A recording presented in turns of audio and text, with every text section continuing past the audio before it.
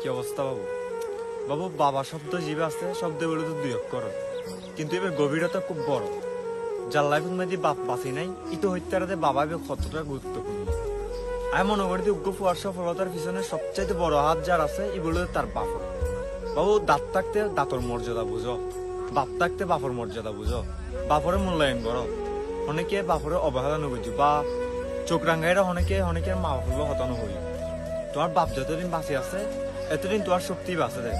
তোমার মাথার ছাদ হইলেও দে, তোমার বাপই দে। সর্বশেষে হই বাপ যার আছে, দুনিয়া নিতে তার।